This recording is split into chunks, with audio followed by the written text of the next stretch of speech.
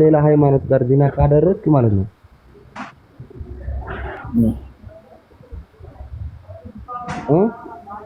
ከሌላ ሃይማኖት ጋር ዚና ካደረግክ 40 ቀን ክርስቲያን ትሆናለህ ምናምን ነው አርለታል።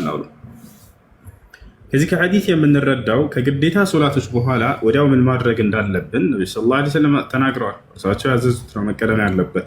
ስለዚህ እነዚህን ዚክሮች ካልን በኋላ ከዚያ በኋላ ዱዓ ብታደርግ ችግር የለው። እሺ አንድ ሌላ ጥያቄ ነበረኝ ልጨምር። ደስ እንደሽ ሰላት ላይ ቆመን እጅ መሰካካት ይቻላል? لا ሶላት ላይ በምንቆም ጊዜ እጃችን በደረቶቻችን ላይ መቀመጥ አለባቸው። قال النبي صلى الله عليه وسلم وضع يد اليمنى على اليد اليسرى في الصدر في الصلاة من سنن الأنبياء ነብያችን ሰለላሁ ዐለይሂ ወሰለም ምን አሉ? በሶላት ጊዜ በደረት ላይ ቀኝ እጅን በግራ እጅ ላይ ደርቦ ማስቀመጥ ይህ የነብያቶች መንገድ ነው። ነብያቶች ተግባር እሺ ሹክራን አመሰግናለሁ። እሺ አድሚኖች ሰው ካስገባችሁ በኋላ ያ ሰው የሚረብሽ ቦታ ላይ ከሆነ ቶሎ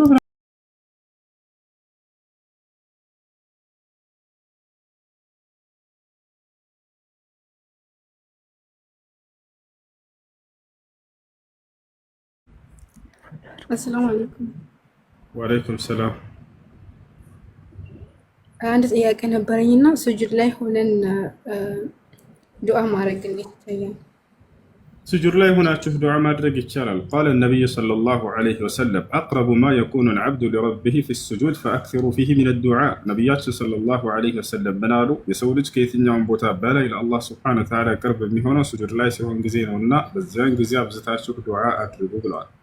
በጣም ስጁድ ላይ ስትሆኑ ዱዓ ማድረግ ሱና ነብዩ ሰለላሁ ዐለይሂ ወሰለም አዘውበታል። ስለዚህ ትችላላችሁ። በዚህ ላይ ሌላ ጥያቄ ራሴን ጠይቄ ራሴን መልስላችሁ። በስጁድ ላይ በአማርኛ ዱዓ ማድረግ ይቻላል አይቻልም? አረበኛ ላልቻለ ሰው ችግር የለውም፣ በአማርኛ ማድረግ ትችላላችሁ። በኦሮሞኛ፣ በትግርኛ፣ በስልጠኛ ከሆነ ግን በእነሱም ራሱ ይቻላል። ነገር ግን በሶማሌኛ፣ በአፋርኛ ምናምን ከሆነ በእነሱ ይቻላል።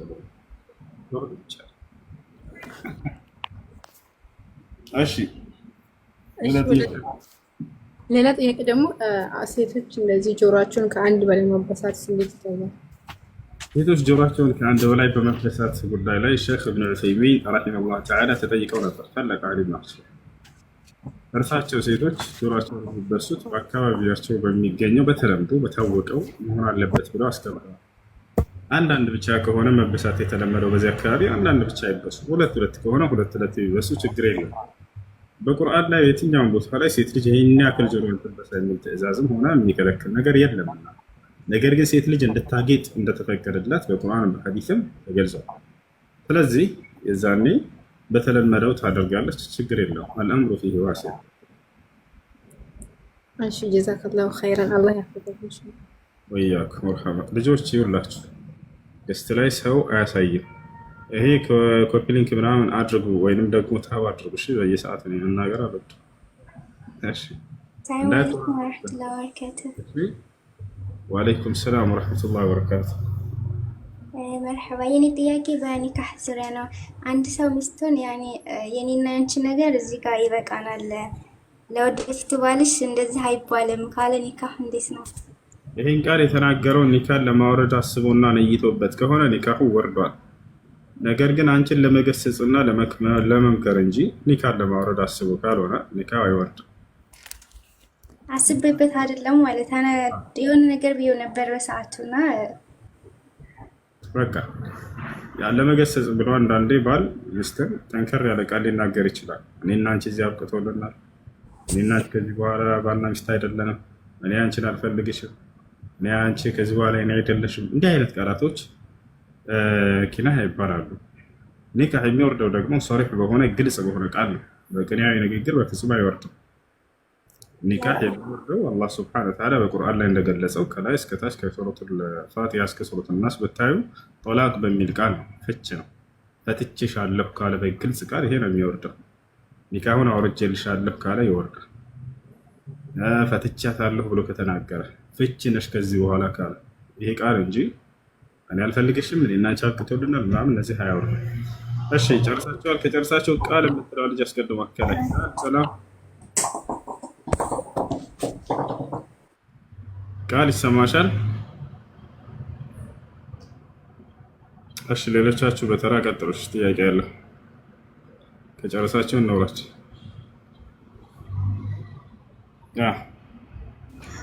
ሰላም አለይኩም። ወአለይኩም ሰላም ወራህመቱላህ።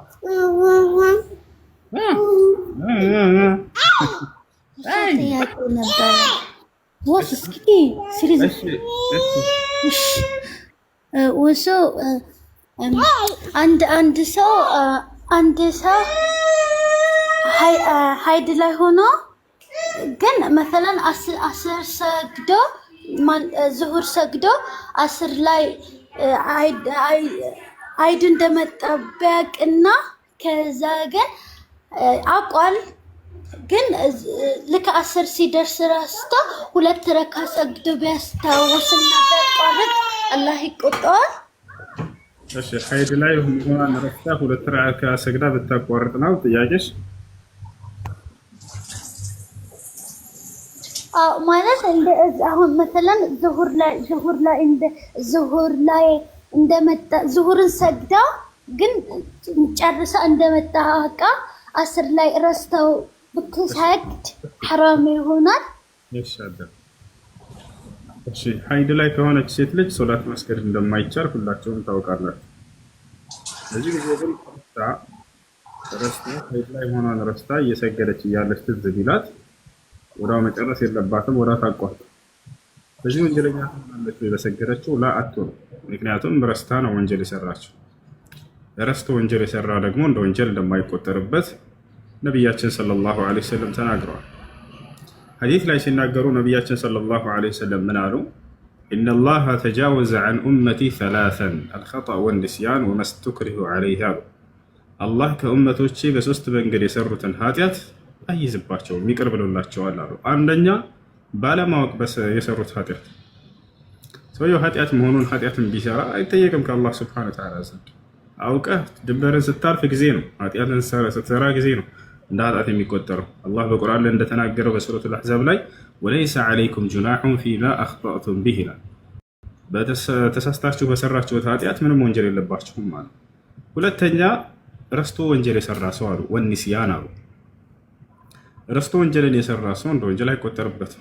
ልክ ለምሳሌ በረመዳን ቀን ላይ ረስተህ ብትበላ ጾም ይበላሻል? አይበላሽም። አያችሁ ነብዩ ሰለላሁ ዐለይሂ ወሰለም መን አከለ አው ሸሪበ ናሲያን ፊ ነሃሪ ረመዳን ፈላ የቅጠዐነ ሶመሁ ፈኢነ አላህ ሁወ አለዚ አጥዐመሁ ወሰቀሁ። በጾም ቀን ረስቶ የበላ ወይም የጠጣ ሰው ጾሜ ተበላሽቷል ብሎ ጾም እንዳያቋርጥ ይቀጥላሉ። አያችሁ። ስለዚህ አሁን ረስታ ሴት ልጅ ሀይድ ላይ መሆኗን እየሰገደች እያለች ትዝ ቢላት ያንን ሶላት ማቋረጥ ነው፣ ወንጀል የለባትም በሰገደችው። ሶስተኛ ወንጀል በተሰሩ የማያዝባችሁ መንገድ ምንድነው? ወመስቱክሪሁ ዐለይህ ተገዶ ወንጀል የሰራ ሰው ተገዳ የተደፈረ ሴት ስና ሰርታለች ይባላል አይባልም? ገዳና ፈቅዳ ልታደርገው ነው። ስለዚህ በእነዚህ በሶስቱ ጊዜያቶች ወይም በሶስቱ መንገድ ኃጢአትን የሰራ ሰው እንደ ኃጢአት አይቆጠርበትም እና ምንም የለብሽም ባጭሩ። ሌላ ጥያቄ አለሽ?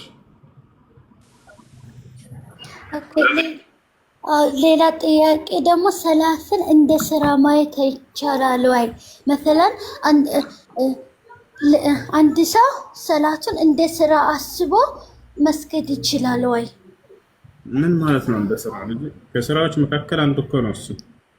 አላህ ሱብሓነሁ ወተዓላ ካዘዘ ስራዎች መካከል አንደኛ ላ መሰለን ላ ባረፍ ገብቶኛል። ግን መሰለን አሁን ይሄንን ጨርሼ ስጨርስ ምግብ መብላት ቢኖርብኝ ግን ሰላቴን ሳይሰግድ መብላት ያለብኝም ልክ ስራን መሰለን ስራን እንደ መስራት አርጌ ልክ ግዴታ አርጌ አስቤ እንደዛ ማድረግ ይቻላል? ንያቸውን አስተካክለ ሶላት በምትሰግድ ጊዜ አምላክ አላህ ሱብሓነሁ ወተዓላ እንደሰራው ያዘዘኝ ስራ ነው ብለሽ ስሪ። በጊዜያቱ ጠብቄ መስገድ ያለብኝ የሆነ የአምልኮ ስራ ነው ብለሽ እሱን ትሰሪያለሽ። አሎ ሰላም አለይኩም። ወአለይኩም ሰላም። ኦኬ ጀዛካ። ሌላ አንድ ጥያቄ ብቻ ቀረኝ። አንድ ልጨርስ። ሌላ አንድ ጥያቄ ሁሉንም ሱራዎች ብረሳቸው ግን ሱረቱል ቁረሽ ልረሳ አልችልም። ሁሉም ሰላቴ ላይ ደግሜ እንኳን አረሳውማ። አንዳንዴ ሰግድበታለሁ። ስለሱ አብራራልኝ። ጀዛኩሙላህ። እታችሁኝ አዳምጣለሁ። ትችያለሽ። ሰውየው ሌሎችን ስራዎች ቢረሳና አንድን ስራ ብቻ ቢያስታውስ በዚያ ብቻ መስገድ ይችላል ወይ? ይችላል። አንድን ስራ ደጋግሞ በሶላቶች ላይ መቅራት ይቻላል ወይ? በስ ይችላል። ችግር የለም። በላጭ ግን ስራዎችን ብትቀሩ ነው። እሺ ሌላ ጥያቄ ነው? አሰላሙ አለይኩም ወራህመቱላሂ ወበረካቱ። ሰላም ወራህመቱላሂ ወበረካቱ። እኔ ኒካን በተመለከተ ነው የምጠይቅህ። አንድ ሰው ከሚስቱ ጋር ተለያይቶ ለአንድ አመት ኒካን ደግሞ ለማውረድ ሰውየውን ማግኘት ካልተቻለ እና ምንም ከሱ ጋር ምንም እርዳታም ሆነ ምንም ነገር የሚያደርግላት ነገር ከሌለ ኒካ ራሱን በራሱ ይወርዳል። ሰውየውን ማግኘት ካልቻለን እንዴት ነው መሆን የሚችለው? ኒካ በራሱ አይወርድም። እሺ ባልና ሚስት ተለያይተው ለ10 ዓመት እንዲቆዩ፣ ነገር ግን ኒካ እሱን አግኝተን ማውረድ ካልቻለን እንዴት ነው የምናደርገው ከተባለ እሱን ደውለሽ እንዳታገኙ ከጠፋ ሰውየው 4 ወር ከዚያ በላይ ጠፋ ሰውየው ተሰወረ ከሚስቱ ቤተሰብ አስጠየቀ። ለአንድ ዓመት ጓደኞቿ አስጠየቀች። ከዚያ በኋላ ይሄ ሁሉም ቢያለ ምንም መንገድ አልተገኘም እሱን ለማግኘት። ከዚህ በኋላ ያለው መንገድ ምንድነው? ቀጥታ ሸሪዓ ፍርድ ቤት በመሄድ ፈስክ ማስደረግ፣ ኒካህን ማስወረድ። ሸሪዓ ፍርድ ቤት ትሄዱና ባሌን ጠበቅኩት ይመጣልኝ አልቻለም፣ ያው 1 ዓመት ሞላኝ፣ ሌላ ትዳር መያዝ እፈልጋለሁ ብላችሁ ታመለክታላችሁ። ወደ ሸሪዓ ፍርድ ቤት ይሄን ነገር እንትን ብሎ ኒካህ ያወርድላችሁ። ይሄ ነው እንትን። እሺ ኢንሻአላህ ጀዛከላህ ኸይር። እሺ ሌላ ጥያቄ አላለ? ከሌላችሁ ንውረድ አወርዳችሁና ሌሎችን አስገባችኋል። ጥያቄ ከሌላችሁ አትላኩሽ ልጆች። አሰላሙ አለይኩም ወራህመቱላሂ ወበረካቱ።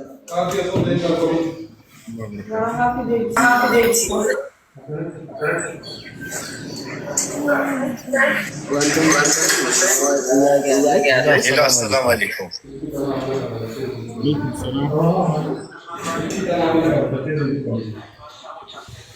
ጥያቄው መጠየቅ እችላለሁ?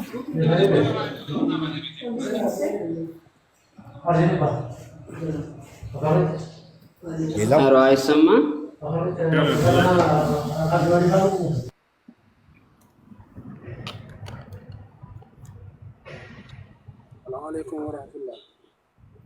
ወአለይኩም ሰላም ወራህመቱላሂ ወበረካቱ። ሰላተል ጀናዛ ከሰላት በፊት መስገድ እንዴት ይታያል? ችግር የለውም። የሶላት ዋጅቡ ሶላት ወቅት አለው። ሶላተል ጀናዛ ግን ወቅት የለውም፣ ጊዜ የለውም። ወቅታል። ስለዚህ ሶላተል ፈሪዳ ግዴታ የሆነው ሶላት ወቅቱ ካልደረሰ ጀናዛው ደርሶ ተዘጋጅቶ ከሆነ ቀድሞ ጀናዛው ላይ መስገድ ይቻላል፣ ችግር የለውም። ከዚያ በኋላ ዋጅቡን ትሰግዳላችሁ።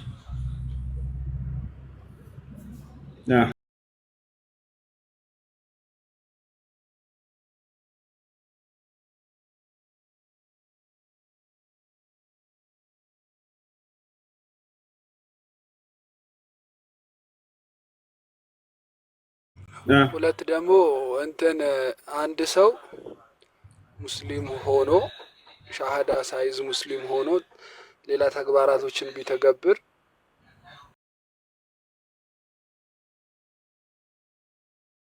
ሻሃዳውን ይሞላለታል?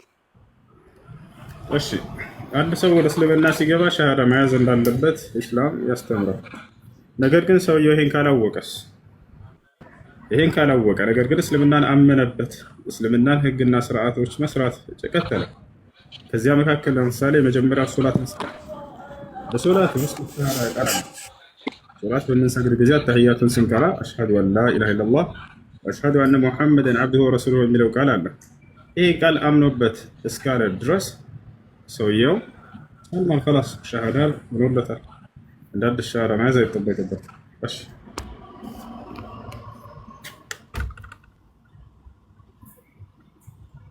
እሺ፣ ጥያቄ ያላችሁ ቀጥሉ። ሰላም ነው ኡስታዝ። እኔ ጥያቄ የእህቴ ልጅ ወንድማችን ኒካ ማሰር ይችላል?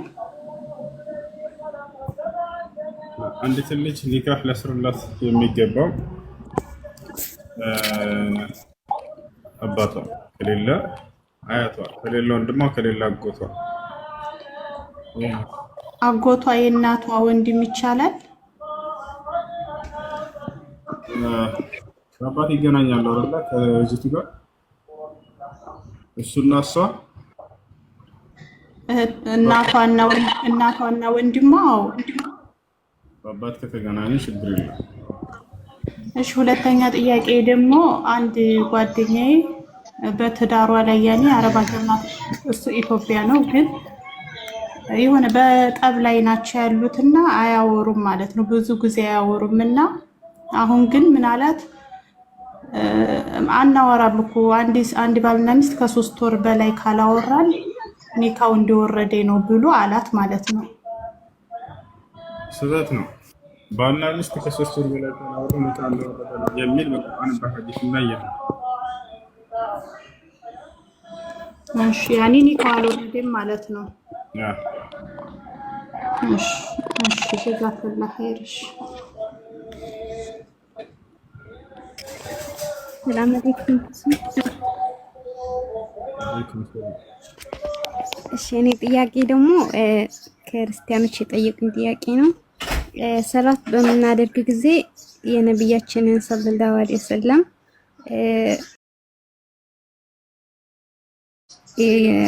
የነብይ መሐመድን ትጠራላችሁ፣ ስለዚህ ለሱ ነው የምትሰግዱት፣ እሱን ታመልካላችሁ የሚል ጥያቄ ጠይቄ ነው። በስጁድ ውስጥ ነብዩ ሰለላሁ ዐለይሂ ወሰለምን አንጠራ። አተህያቱ ላይ ነው። አተህያቱ ላይ እርሳቸውን እንጠራለን ወይ አንጠራ? የምንጠራው አንድ አላህ ሱብሓነሁ ወተዓላ ብቻ ነው። ምንድነው ታዲያ እርሳቸውን አስመልክቶ የምትሉት በሶላታችሁ?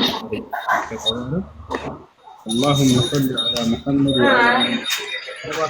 السلام عليكم وشو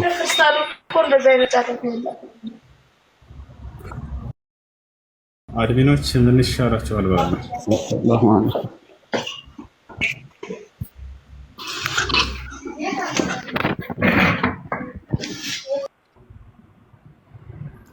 እሺ፣ እኔ ገስት ማስገባት አልችልም፣ ማስወጣትም አልችልም። ሪፖርት ይደረጋል። እናንተ ግን ቢያንስ ታብ አታደርጉም። ሌላ ነገር አልተጠይቃችሁም እኮ። ታብ አድርጉ፣ ኮፒ ሊንክ አድርጉ። የምትከፍሉት ነገር የለም። እኔም በዚህ የምቀበለው ነገር የለም። እጃችሁን እንጎዳለን ብላችሁ ነው ምስ ምንድን ነው? በምገባበት ጊዜ ቢያንስ ጥሩ ነገር ተማምረን እንድንሄድ ብቻ ነው። እሺ፣ ሰላም አለይኩም። እሱ ያወራ ነው ጋር እንደዚህ አይነት ነው ለማድረግ አልችልም።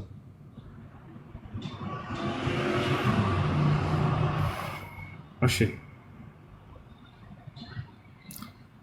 እናንተ ታብ ማድረግ ያቅታችኋል፣ ኮፒ ሊንክ ማድረግ ያቅታችኋል። እነሱ ግን ሪፖርት ለማድረግ ይመጣል።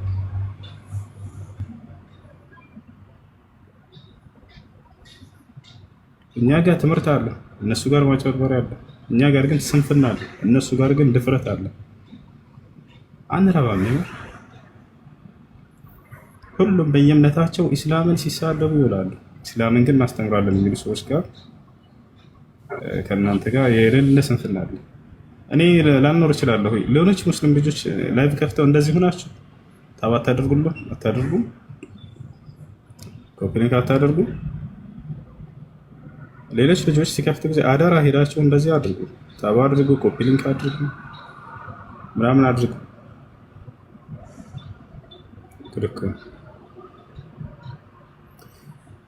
አሁን ተባ አድርጋቸው አይደል ገስት ላይ ያሉ ሰዎችን ያው ለቀቃቸው ያሳየኛል። እንትኑ ከፍ ባለ ቁጥር እናንተ እዚህ የሚከታተሉ ሰዎች ወይንም ደግሞ ኮሜንታቸው በበዛ ቁጥር ለገስት የሚገቡ ሰዎች በበዙ ቁጥር ታቡ የሚያስ ከሆነ ይደብቀዋል። ከዛ በኋላ እነዚህን መቆጣጠር አልችልም። እዚህ ጋር የሚረብሽ ሰው ሲገባ ቦታ ላይ ያለ ሰው ምናልባት ሁሌ መናገር አያስፈልግም። እሺ ሁሌ መናገር አያስፈልግም። ለማንኛውም ምን ነበር የጀመርኩት? እሺ ቀጥል። ጥያቄ ያለው ሰው የኔ መልስልኝ ሁስዬ። እሺ በእንትን ላይ ነብዩ ሰለላሁ ዐለይሂ ወሰለም እንዲህ አድርጉልን ብለው የምንጣራበት ነገር የለም። አምልኮ መስራት ነው። ነብዩ ሰለላሁ ዐለይሂ ወሰለም ከአላህ ለአላህ የሚገባን አምልኮ ለእርሳቸው ከሰራን የዛኔ ነው አመለክናቸው የሚባለው። እነዚህ ሰዎች አምልኮ ማለት ምን ማለት እንደሆነ አልገባቸውም። ነብዩ መሐመድን ትጠራላችሁና ታመልካላችሁ። ምን ማለት ነው? አንቱ ነብዩ መሐመድ እንዲህ አድርጉልን ብለን ከሆነ አዎ የዛኔ አምልከናቸዋል፣ በአላህ ስልጣን ላይ ያጋርተናል። ዶታቸው አለ እንደዛ እንላለን እኛ ሙስሊሞች። ኧረ በፍጹም አንልም። ታዲያ ምንድነው የምትሉት በሶላት ላይ ከተባለ አላሁመ ሰሊ ዐላ ሙሐመድ፣ ያው አምላካችን አላህ ሆይ በነብዩ መሐመድ ሰለላሁ ዐለይሂ ወሰለም ላይ ውዳሴህን አስፍን። ያው ማንን የጠራ ነው? አሁን አላህን የጠራ ነው እኮ። አላሁመ ሰሊ አምላካችን አላህ ሆይ ውዳሴህን አስፍን በእርሳቸው ላይ ያለ ነው። ይህ እሺ ሁለተኛ ጥያቄ ደግሞ አንድ ለምሳሌ በክርስትና እምነት ውስጥ የቆየ ሰው እስልምናን ተቀበለ። ከዛ በኋላ ያ ሰው ለምሳሌ ትዳር ሊይዝ ቢሞክር ቤተሰብ በሱ በኩል ያሉት ሰው አልተቀበለም፣ ምክንያቱም እምነቱን አይቀበሉትም እንበል። ስለዚህ ቤተሰብ ስላልፈቀደ ያ ሰው እንዴት ነው ትዳር መያዝ የሚችለው ኒካ ማድረግ የሚችለው? በሸሪዓ ፍርድ ቤት ነቢያችን ሰለላሁ ዐለይሂ ወሰለም ሐዲስ ላይ አስልጣኑ ወልዩን ሊመን ላ ወልየ ለሁ አሉ። ከቤተሰቧ ኒካ የሚያስርላት ወልይ የሌላት ሴት ባለስልጣን ለእርሷ ወልያ ነው ብለው ተናግረዋል። ስለዚህ ወልይ የሚሆናት የሸሪዓ ፍርድ ቤቱ መሪ ቃዲ እሱ ነው። ያ ከሌለ በአካባቢዋ የሚገኝ ኒካ በማሰር የሚታወቅ ቃዲ፣ ያ ከሌለ የመስጅድ ኢማም፣ ያ ከሌለ እስላማዊ ትምህርት ቤቶች ሙድር፣ ቁርአን ሂፍዝ ማዕከል መሪ ሊሆን ይችላል፣ እስላማዊ ኮሌጅ፣ እስላማዊ ዩኒቨርሲቲ፣ የእነዚህ ዋና ሙድር ካለ በዚህ አካባቢ ያ ሰው ይድርታል። ያ ከሌለ ማንኛውም በአካባቢዋ የምታውቀው ሙስሊም የሆነ ሰው ኒካህ እንዲያስርላት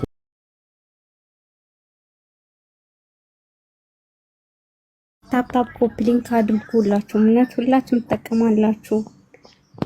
እናመሰግናለሁ።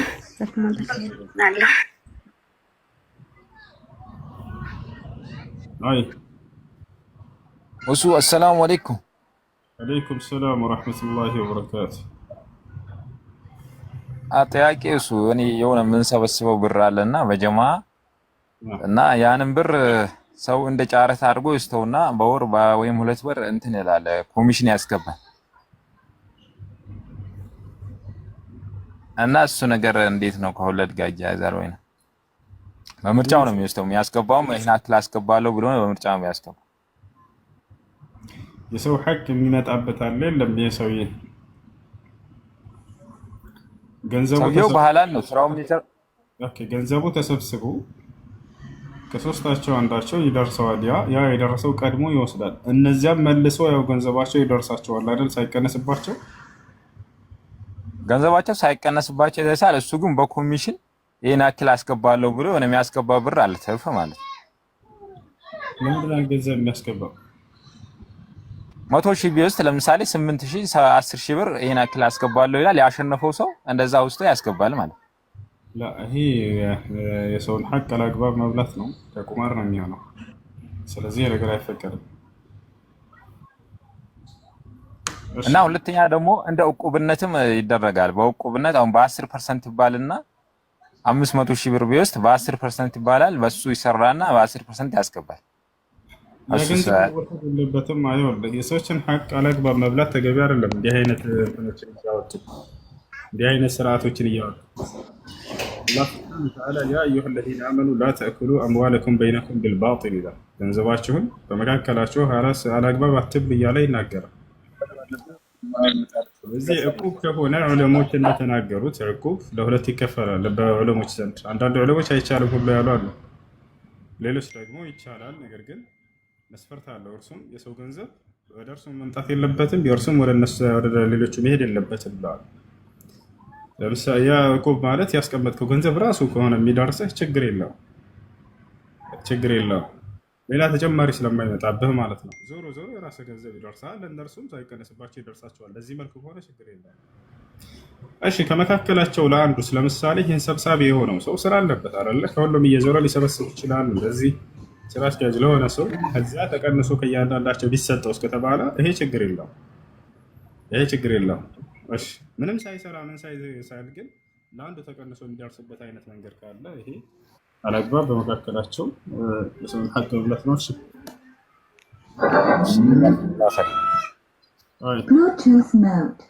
ሌላ ጥያቄ ያለስ? አሰላሙ አለይኩም እሱ ወአለይኩም ሰላም ወራህመቱላሂ ወበረካቱህ። እንትን እናት አባቱ የሞተበት በክርስትና ሆኖ ሞቷል፣ እናት አባቱ ማለት ነው።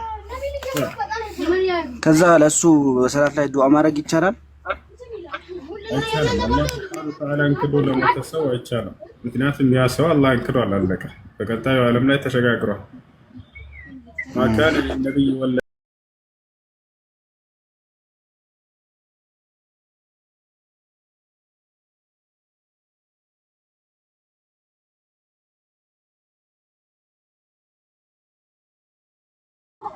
ስለዚህ አላህ እንክዶ ለሞተ ሰውየው አይቻልም።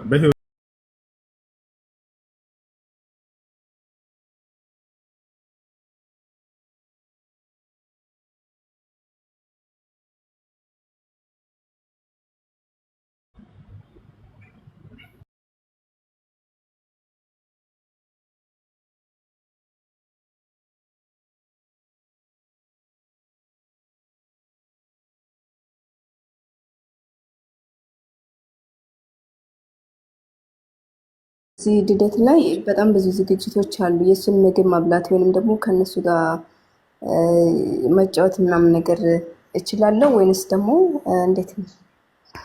እሺ ልደት በእስልምና አልተደነገገም። በቁርአንም በሐዲስም ላይ ልደትን ለሰዎች ማክበር አልተደነገገም። ያን አስመልክቶ ቢደነገግ ኖሮ ነቢያችን ሰለላሁ ዐለይሂ ወሰለም 7 ልጆችን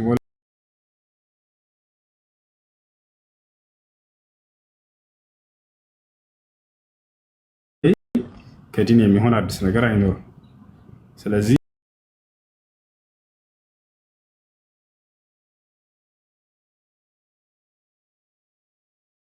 ነገር ድንጋጌ ከሌለው ኢስላም ያንን አስመልክቶ የሚሰሩ ነገራቶችን መብላት አይቻልም። ስለዚህ ልደት አይቻልም። ለልደት ተብሎ የተሰራን ምግብ መብላት አይቻልም። ልደትን በማክበር ላይ የሚጫወቱ ሰዎችን ሄዶ በዚህ ባልተደነገገ ነገር ላይ መጋራትም አብሮ መሻረክ አይቻልም። እሺ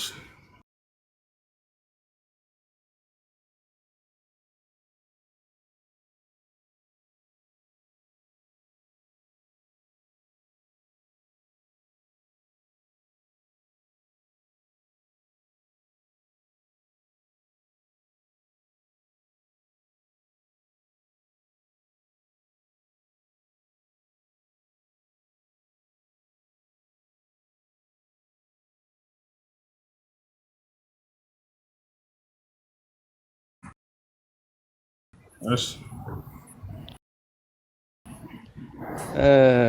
መጽሐፍ ቅዱስ ላይ ኢየሱስ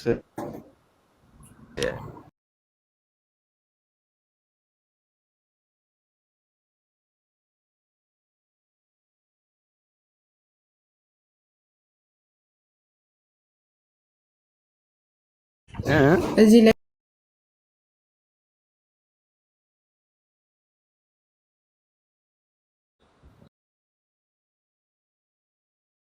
ቢስሚላህ ረህማን ረሂም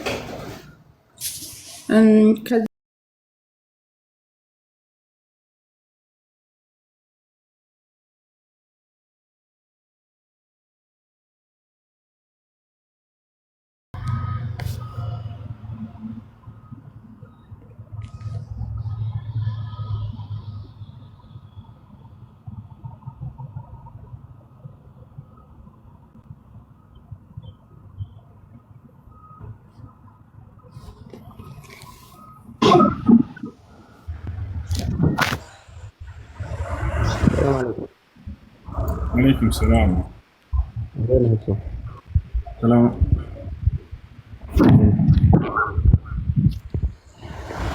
የሆነ ጥያቄ ነበረኝ።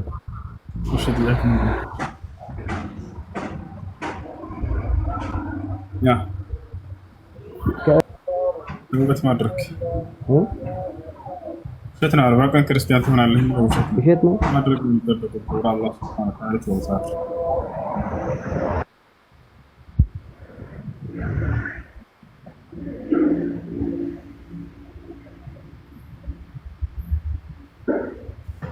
ጥያቄ ያላችሁ ከሌላችሁ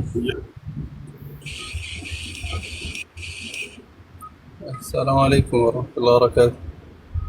وعليكم السلام ورحمة الله وبركاته. حبيبي صالح እንዴትነህ? ሰላም ነው። አኺራን እንደው በጣም ብዙ ጊዜ ሞክራለሁ እንደው መርሐባ እንትን እኔ እዚህ አንተ ጋር ነው ያለሁኝ እና የምሰራ የታክሲ ስራ ነው። አንዳንዴ አዛን እየሰማው የማይመችበት ወቅት አለና አሳክረዋለሁ ወቅቱን አሳክረዋለሁ የሶላት እንትን ማለት ነውና እንዴት ነው ካለፈ በኋላ አንዴ ጀማዓ ካለፈኝ በኋላ በብዛት ጀማዓ ለመስገድ ሞክራለሁ ግን አንዴ ካለፈ በኋላ በቃ ጀማዓ አደርገዋለሁ እላለሁ መግሪብን ወደ አይሻ ዙህሩን ወደ ዐስር እና እንዴት ነው ይሄ ነገር ሶላትን ወቅቱን አሳልፎ መስገድ አይቻልም። አላህ ሱብሓነሁ ወተዓላ በቁርአን ላይ ሲናገር ምን አለ? ኢነ ሶላተ ካነት ዐለል ሙእሚኒነ ኪታበን መውቁታ። ሶላት በአማኞች ላይ በጊዜ ገደብ ግዴታ ተደርጋለች አለ። ነቢያችን ሰለላሁ ዐለይሂ ወሰለም ልክ እንዲሁ ሐዲስ ላይ ተጠይቀው ገልጸዋል። ቂለ ሊነቢይ ሰለላሁ ዐለይሂ ወሰለም ያ ረሱለላህ አዩል አዕማሊ አፍደል? فقال النبي صلى الله عليه وسلم الصلاة على وقتها. ነቢያችን ሰለላሁ ዐለይሂ ወሰለም ተጠየቁ፣ አንተ የአላህ መልእክተኛ ሆይ ከስራዎች ሁሉ በላጩ ስራ የትኛው ነው ተባሉ። እርሳቸው ምን ብለው መለሱ? ሶላትን ጊዜው ጠብቆ መስገድ ነው ብለው መለሱ። ሶላትን ከጊዜው አንጓደው ወይንም አሳልፈው የሚሰግዱ ሰዎችን አስመልክቶ አላህ ሱብሓነሁ ወተዓላ በቁርአን ላይ በጣም ጠንካራ ነገሮችን ተናግሯል። በሱረት አልማዑን ላይ ፈወይሉ ልልሙሰሊን አለዚነ ሁም ዐን ሶላቲሂም ሳሁን ይላል። ወየውላቸው ለእነዚያ ለሰጋጆች እነዚያ ከሶላታቸው ለሚዘናጉ አለ። ምን ማለት ነው? አለዚነ ዩአኺሩነ አሶላት ዐን ወቅቲሃ፣ ሶላትን ከጊዜዋ አሳልፈው የሚሰግዱ ሰዎች ወየውላቸው ብሎ አላህ ሱብሓነሁ ወተዓላ እነዚህን ሰዎች እንደሚቀጣቸው ዝቶባቸዋል። ሌላ ቦታ ላይ አላህ ሱብሓነሁ ወተዓላ ፈኸለፈ ሚን ባዕድህም ኸልፉን አዳዑ ሶላት ወተበዑ ሸሀዋት ፈሰውፈ የልቀውነ ገያ ይላል። ስለ ነቢያቶች ከጠቀሰ ከተናገረ በኋላ በሱራ መርየም ላይ ከእነርሱም በኋላ ተተኪዎች ተተኩ አለ። አዳዑ ሶላት ሶላትን አጣበቡ ጊዜዋን፣ ወተበዑ ሸሀዋት ስሜታቸው ተከተሉ፣ ፈሰውፈ የልቀውነ ገያ እነዚህ ጀሃነም ውስጥ በሚገኝ ሸለቆ ገይ በሚባል ውስጥ ይወረወራሉ እያለ አላህ ሱብሓነሁ ወተዓላ ይናገራል። እና ሶላትን ከጊዜው ማሳለፍ ከታላላቁ ወንጀል መሆኑን ከዚህ እንረዳለን። ሀቢቢ ይቅርታ ላቋርጣህና እንትን አምዳን እኮ አበዳን ፊ ሐያት ያኒ የማደርገው ነገር አይደለም። ወላኪን ከከስተመር ይዤ ሲሆን እና ዘህማ ለምሳሌ አሁን አንዳንዱ ድምፅህን እየሰማሁ እያሰገድ መግባት እየፈለኩኝ ዘህማው እንድገባ ይፈቅድልኝ። ታውቋለህ ያለህበት አካባቢ ልክ እንደዚህ አይነት መውቂፎች ሲፈጠሩ ነው።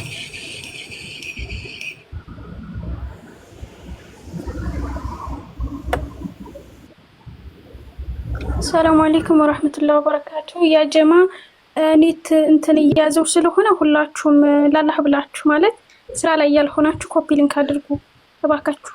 ምንም እያስተማረ አይደለም፣ ምክንያቱም ገስት ላይ ያለ ነው ስለማይታየው የሚረብሹትንም መቆጣጠር አይችልምና ሁላችሁም ነይታችሁ እስቲግፋር እያደረጋችሁ ኮፒ ሊንክ አድርጉለት።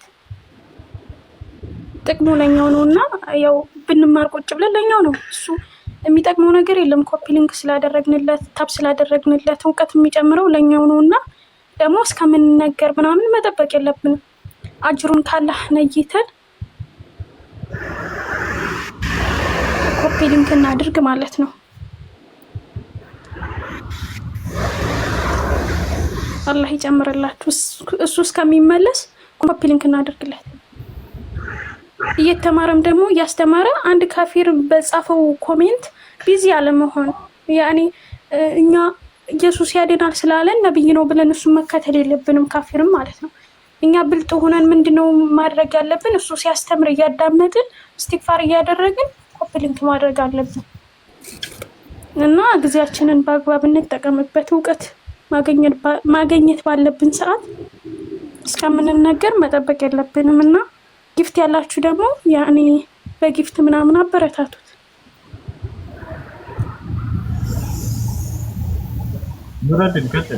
ለብቅ እና እንትን አንተን የማደርገው ነገር አይደለም። ከስተመር ሲይዝ ምናምን ነው ይሄ ነገር የሚፈጠር። አንዳንዴ እንዳልኩ ድምፅን እየሰማው መስገድ እየፈለግኩኝ የገባውኝ ያለህበትን አካባቢ ታውቀዋለህ። ዘሕማ አለው በጣም መግባት አልችልም እና እነዛን ተአኺሮች ነው የምል እና ፊየውሚማ ደግሞ የሼክ ዑሰይሚንን ፈትዋ ሰምቼ ነበረ። ስራ ላይ ከሆነ እንትኑ ሁዱር الجماعه ለራሱ ለዙም አይሆንበትም እሱ ጋር እንትን አይልም የሚል አይነት ነገር አይቼ ነበርና ከዛም አንፃር ነው አሁን እኔ እንድታግራራልኝ ሳይሆን እንደው የሆነ ቁርጥ የሚያደርግ ነገር እንድትነግረኝ ብዬ ነው። እኔ ሁሌ የምናገረው አለ ሶላትን ከጀማዓው ማሳለፍ ተገቢ አይደለም። እንዳውም በወንዶች ላይ ግዴታ እንደሆነ ነው ዑለሞች የተናገሩት። ሼኹል ኢስላም ኢብኑ ተይሚያ ምቹ ሆኖለት ሳለ ሰውየው ከሁለቱ ከተጠቀሱት ምክንያቶች ውጭ በሐዲስ ላይ ተጠቅሰዋል። የታመመ ሰውና የፈራ ሰው ብለዋል ነብዩ ሰለላሁ ዐለይሂ ወሰለም። ከዚህ ውጭ ሰውየው የአዛን ድምፅ እየሰማ መሄድ እየቻለ ሳይሰግድ የቀረ ቤቱ ቢሰግድ ሶላት የለውም የሚል አቋም ያላቸው እና ከዚህ ሁሉ ኺላፋቶች ስለመውጣት ወቅቱ በደረሰበት ሰዓት በአቅራቢያ መስጂድ ካለ እዚያ መስገድ፣ ከሌለ አንዴ ወረድ ብለህ ሰጃዳህን ለጠፍ አድርገህ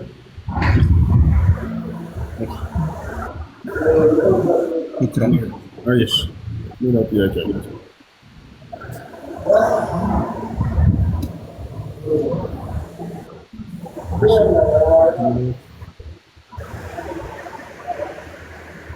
ከዚህ በኋላ ገስት እንዳይከፈት እሺ ልጆች፣ ገስት እንዳይከፈት ከዚህ በኋላ በየትኛውም ጊዜ ቢሆን እንትን ላይ ያለው ኮሜንት ምናምን ምንድነው ገስት ማየት አልችልም ታውቃላችሁ።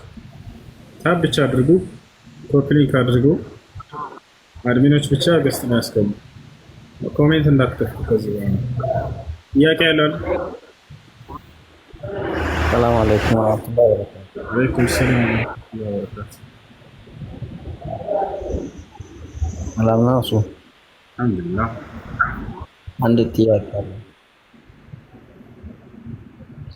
አንድ ጥያቄ አለኝ። ተሰማው።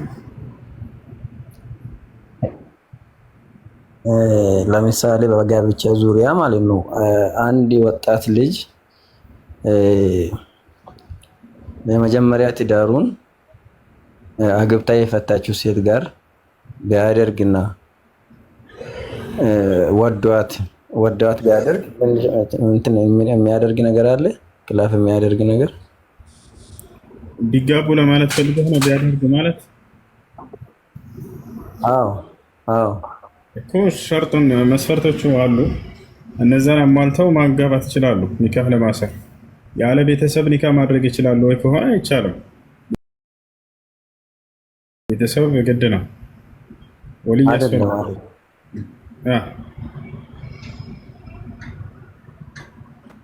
እና ምንም ችግር የለም ማለት ነው ቢጋቡ። እሺ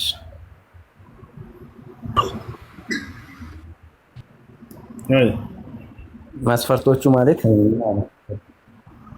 አንድ ሰው ሲያገባ ጊዜ የሚሞላው አንደኛ ወልይ ያስፈልጋል ከርሷ፣ ሁለተኛ ባል ሊገኝ ይገባል አንተ፣ ሶስተኛ እና አራተኛ ሁለት ሻሂዶች፣ ከዚያ መህር አለ። እነዚህ መስፈርቶች እስከተሟሉ ድረስ መጋባት ትችላላችሁ።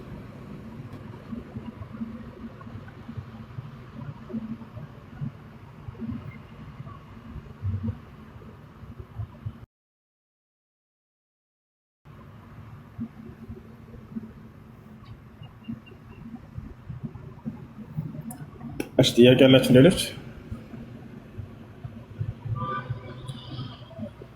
ከሌለሽ አለይኩም ሰላም እንዴት ነሽ? ደህና ነሽ? ደግ ነሽ? ነአበንች አንድ ሽማግሌ ነበር ወላሂ አላህ ይማረው ደጋ ነቃበል ይል ነበር። ነቃበል። ሰላም አለይኩም ወረህመቱላሂ ወበረካቱ። ወአለይኩም ሰላም ወረህመቱላሂ ወበረካቱ። ሰላም ነው? አልሐምዱሊላህ። እና አንድ ጥያቄ ነበረኝ እኔ ማለት ነው። አንቺ በሽ ጥያቄሽ ምንድን ነው? አንድ ሴት ልጅ አፍንጫዋን ለምሳሌ አፍንጫዋ ተቀዳ ለአፍንጫዋ ላይ የሆነ ነገር አድርጋ ብትሰግድ ይቻላታል ወይንስ?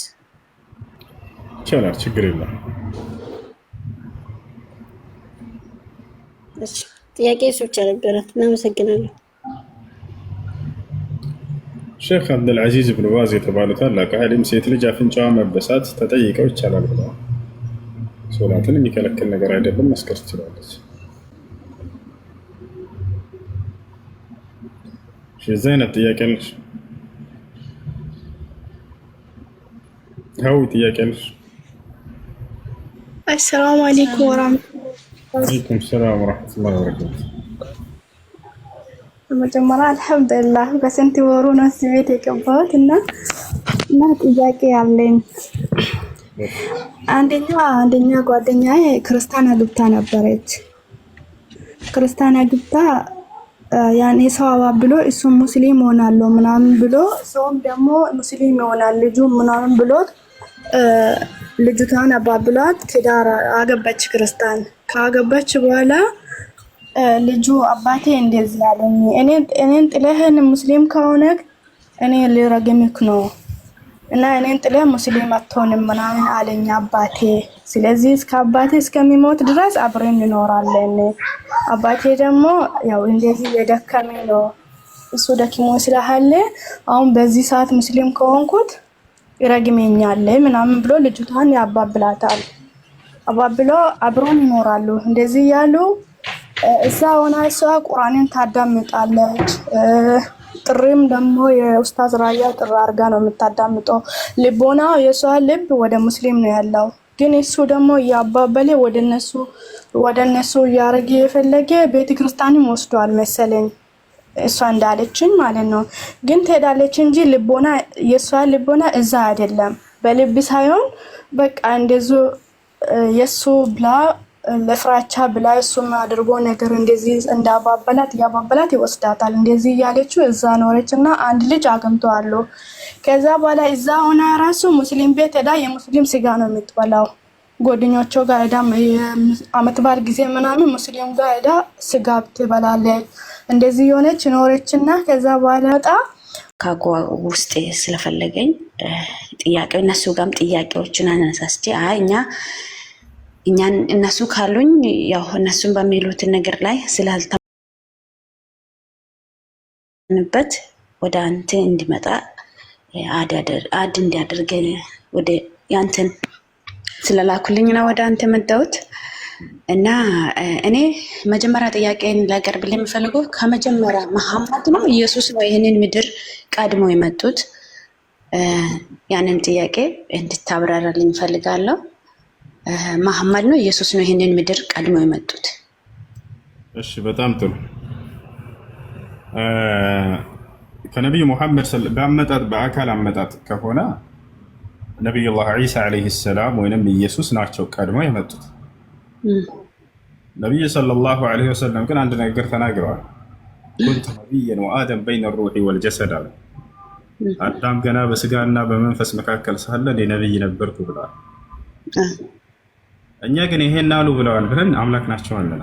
ልክ ለምሳሌ እኔ ከአብርሃም በፊት አለሁ ቢል ኢየሱስ ክርስቶስ ስለዚህ አምላክ ነው ብለው እንደሄዱት እኛ ይሄንንም ከአዳም ገና በስጋና በመንፈስ መካከል ሳለ እኔ ነብይ ነኝ ብለዋልና አምላክ ናቸው አንላ። ያን የምንለው አምላክ በእርሳቸው ላይ ቅድመ እውቀት ነበረው፣ ወደፊት ነብይ እንደሚያደርጋቸው ወስኗል ቀድሞ ነው የሚባለው። ልክ እንዲሁ የነብዩ መሐመድ ሰለላሁ ዐለይሂ ወሰለም አካል የተገኘው መቼ ነው ከተባለ ከክርስቶስ በኋላ ነው።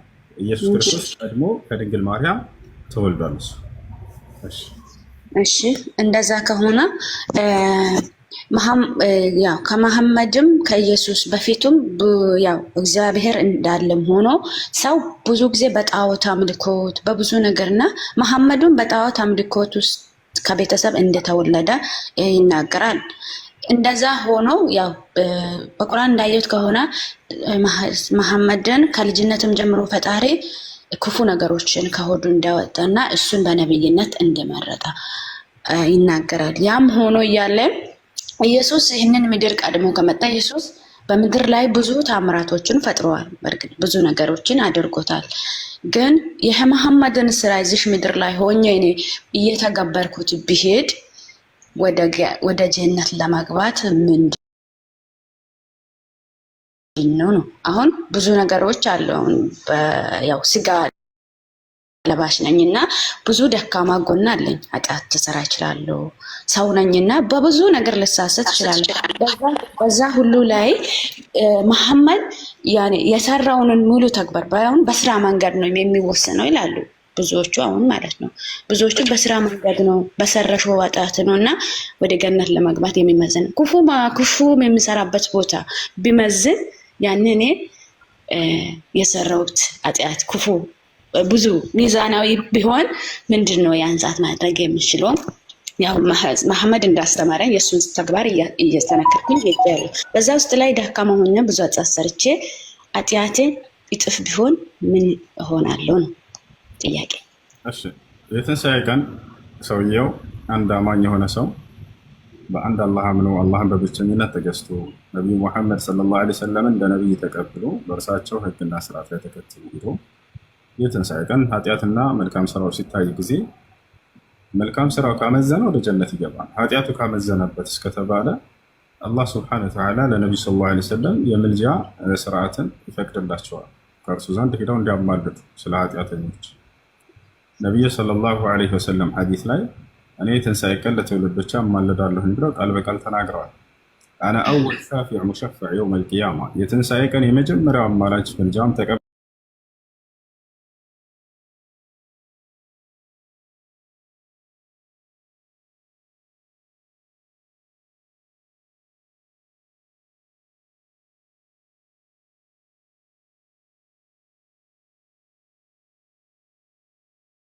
ያለው እኔ ነኝ ብለዋል ነቢያችን ሰለላሁ ዐለይሂ ወሰለም። በሌላ ሐዲስ ላይ ኢነ ሊኩሊ ነቢይን ደዕወቱን ሙስተጃባ ወኩሉሁም ቀድ ደዐው ኢላ አነ ወአነ ደኸርቱሃ ሸፋዓተን ሊኡመቲ የውመል ቂያማ አሉ።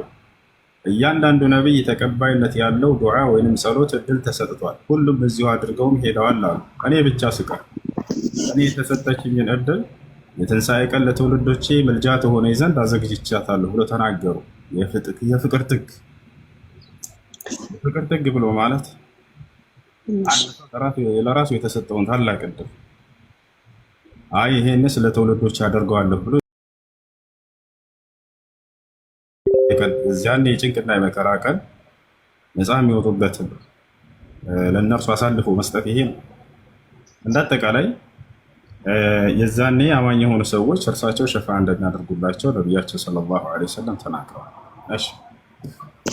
እሺ እንደዛ ከሆነ ያ ኢየሱስ ይህንን ምድር መጥቶ በተወለደ በቃል ነው። አሁን በእኛ ኢየሱስ በቃል ስለተወለደ በቃል ብቻ ነው የተወለደ፣ በቃልም ነው ኢየሱስ የእግዚአብሔር ልጅ ነው ብለን በማመን ብቻ እሱ በሞተልን የእኛ ኃጢአታችን ተሽሮልናል ብለን እናወራለን። ያ ሆኖ መሐመድ አሁን ወደ ገነት እግዚአብሔር ወደዚህ ምድር ሲመጣ ነው ወይስ ወደ ገነት የሚያደርገው? አሁንም ገነት ናቸው ነው እኔ ጥያቄ። ማንኛውም ሙስሊም ከሞት በኋላ ወደ ገነት ይሄዳል። ነቢዩ ሰለላሁ ዐለይሂ ወሰለም ሲናገሩ አርዋሑል ሙእሚኒነ ፊል ጀና አሉ። የሙስሊሞች ነፍስ በገነት ነች ብለው ተናግረዋል።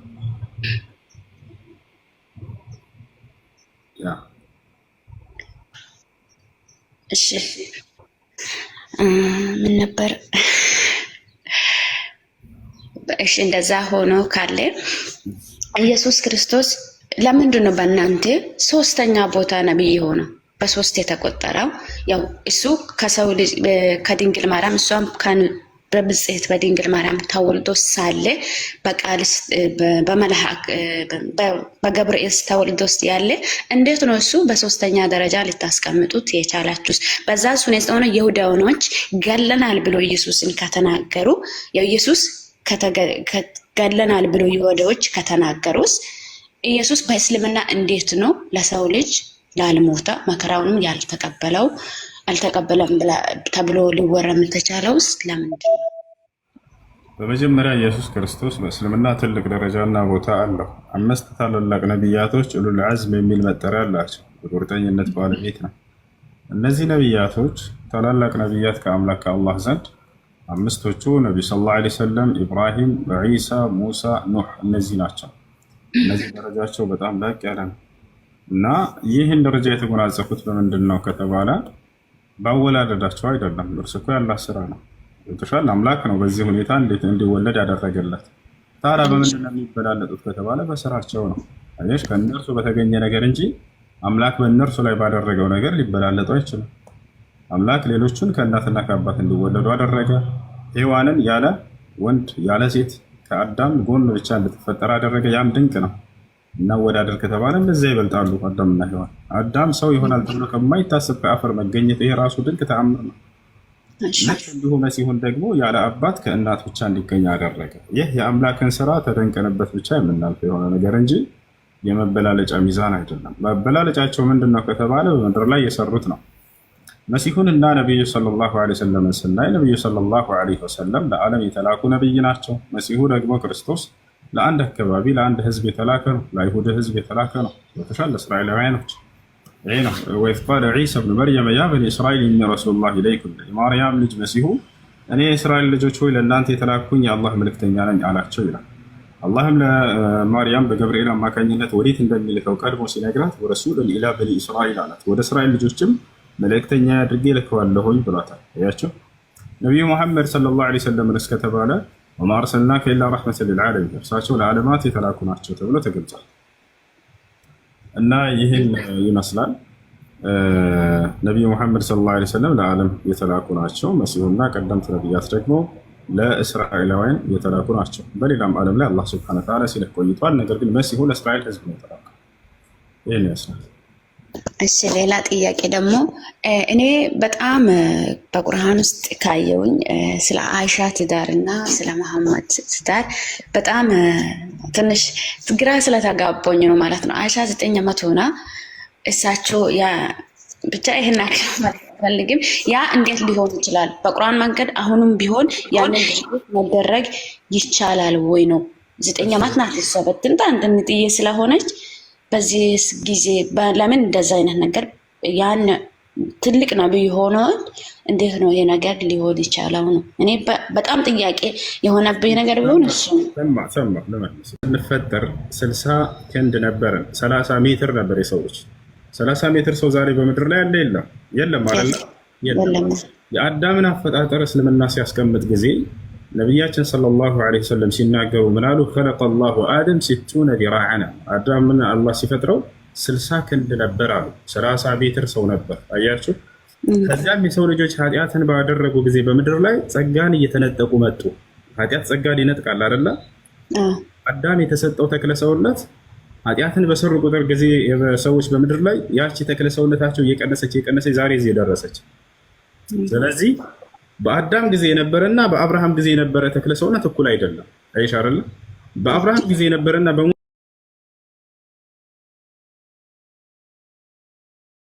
በሙሴና በመሲህ እኩል አይደለም። የዛኔ በነብዩ ሰለላሁ ዐለይሂ ወሰለም ጊዜ ዛሬ 1446 ዓመት ዘመን የነበሩ ሰዎች እና የና አይሻ ዘመንና ዛሬ ላይ ያሉ ሰዎች በፍጹም እኩል አይደለም። ስለዚህ ያንና ይሄን ማወዛደር አይቻልም። ታዲያ እንዴት ነው ማወቅ የምንችለው ተክለ ሰውነቷ ምን እንደነበር ከተባለ እዛ ሐዲስ ላይ በመመልከት ነው። የእርሷን ገጽታና ማንነቷን አሁን ልግለጽልሽ። እርሷ ምን እንዳለች ስለራሷ አንደኛ እናታችን አይሻ የወር አበባ የምታይ ሴት ነበረች። ይሄን ራሷ ስትገልጽ በትርሚዚ ላይ በተዘገበ ሐዲስ قالت ام المؤمنين عائشه رضي الله عنها اذا بلغت البنت 9 سنين فهي امراه ምን አለች? በዚህ ዘመን ሴት ልጅ 9 ዓመት ከሞላት እርሷ ለአቅመ ሔዋን የደረሰች ሴት ሆናለች አለች። ሴት ብላ መግለጽ የፈለገችው ህፃን ከሚለው ዓለም የወጣች ሴት ለማለት ነው። ሴት ሆናለች ብላ ገለጸች። ገብተሻል አይደል? ስለዚህ ለአቅመ ሔዋን የመድረስ ምልክት አንድ ሴት ምልክቷ ምንድነው? የወር አበባ ስታይ ጊዜ ነው። ዛሬ በዚህ ዘመን 9 ዓመት ከሞላት ሴት ልጅ ለአቅመ ሔዋን ደርሳለች ብላ ራሷ ተናግራለች። በዘመኑ የነበሩ ሰዎችም ይሄንን የመሰከሩ በርካቶች አሉ። አንደኛ እሱ ነው። ሁለተኛ ተክለ ሰውነትን በተመለከተ ተክለ ሰውነቷስ ምን ያክል ነበር የሚለውን ስንገልጽ እርሷ ቃል በቃል በቃል ማነው አቡ ዳውድ ላይ በተዘገበ ሐዲስ ላይ እናቴ አለች ራሷ ስትናገር ነብዩ ሰለላሁ ዐለይሂ ወሰለም ከማግባቴ በፊት ሰውነትን የሚያፋፋ የሚያወፍር የሚያሰባ ምግብን እየቀመመች ትመግበኝ ነበር። ይሄም ተሳካላት አለች። ሰውነቴን ወፈረ ሰባ ወፈርኩኝ ብላ አንዲት ወጣት ሴት የምትደርስበት ተክለ ሰውነት ላይ ደረስኩኝ አለች። ተሻለ አይደለ? ይሄን አስመልክተው አልኢማሙ አልቃዲ ካነት ሻበተን ይላል። ወጣት ሴት ላይ ደርሳ ነበር እርሷ ተክለ ሰውነቷ እያለ ይገልጻል። ይሄ ነው። ሌላኛው ነገር እናታችን አይሻ እና የዛሬ 9 ዓመቷን ማወዳደር ከፈለግን እናታችን አይሻ አንደኛው የአይምሮ ምጥቀት ወይንም ደግሞ የነበራት እውቀት 2000 ምናምን ሐዲሶችን የዚህን ሃይማኖት በጣም በርካታውን ክፍል ሸምድዳ ያስተላለፈችው እርሷ ነች። ወተሻለ አይደል? የዛሬዋ 9 ዓመት ልጅ ይሄንን ለትውልድ ቁጭ ብላ የምታስተምር ትመስላችኋለች? በፍጹም አይደለች። ያቸው አይደለ? የዛሬዋ 9 ዓመት ልጅ ህፃን ልጅ ነች። ምንም የምታውቀው ነገር ላይኖር ይችላል። የዛኔ ግን እናታችን አይሻን ስናይ 2000 ምናምን ሐዲሶችን ሸምድዳ ለትውልድ ቁጭ ብላ የምታስተምር ትልቅ ሴት ነበረች። አራተኛ የጦር ሜዳ መሪ ሆና ሁሉ ታውቃለች። በዛ ደግሞ እናታችን አይሻ የጦር ሜዳ በአሊ እና በእርሷ መካከል በተፈጠረው ላይ የዛኔ ጦር ሜዳ ላይ ተሰልፋ የምትመራ ትልቅ ሴት ነበረች። የዛሬዋ 9 ዓመት ይሄን ማድረግ ትችላለች? በፍጹም አትችልም። እነዚህ ሁሉ አሉ።